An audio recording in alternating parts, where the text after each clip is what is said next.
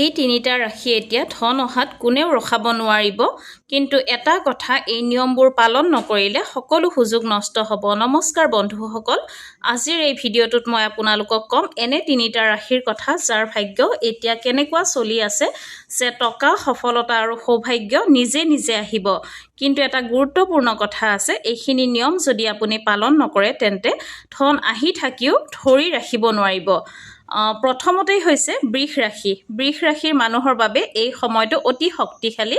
নতুন কাম, নতুন ইনকাম চ'ৰ্চ সকলো দিশেই লাভ। কিন্তু মনত ৰাখিব, অপচয় নকৰিব, অহংকাৰ নকৰিব, পইচা আহিলে সঞ্চয় কৰক। এইটো কৰিলে ধন নিজেই আপোনাৰ ওচৰত থাকিব। 2 নম্বৰতেই হৈছে সিংহ ৰাশি। সিংহ ৰাশিৰ লোকসকলৰ জীৱনত আহি আছে এটা ডাঙৰ টাৰ্ণিং পইণ্ট। নতুন সুযোগ, নাম আৰু সন্মান সকলো পাব। কিন্তু ৰাগ নিয়ন্ত্ৰণ কৰক, সঠিক সিদ্ধান্ত লওক, বেয়া সংগ এৰি দিয়ক। এইখিনি পালন কৰিলে ধন আৰু সফলতা কেতিয়াও আঁতৰি নাযায়।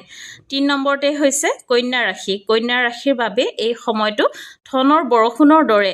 ব্যৱসায়, চাকৰি, ইনভেষ্টমেণ্ট সকলোতে লাভ। কিন্তু এটা গুৰুত্বপূৰ্ণ নিয়ম, সময়ৰ মূল্য বুজিব। অলসতা এৰি দিয়ক, নিয়মিত কাম কৰক। এইটো কৰিলে আপোনাৰ ভাগ্য সম্পূৰ্ণ খুলি যাব।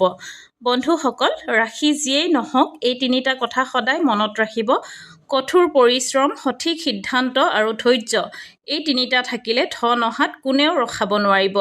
আপোনাৰ ৰাশি ইয়াত আছে নেকি কমেণ্টত লিখক আৰু এই ভিডিঅ'টো শ্বেয়াৰ কৰি ৰাখক, কাৰণ এই নিয়মবোৰ এবাৰত মনত নাথাকে। ফ'ল' কৰিব নাপাহৰিব এনেকুৱা আৰু ভাগ্য সলনি কৰা ভিডিঅ'ৰ বাবে।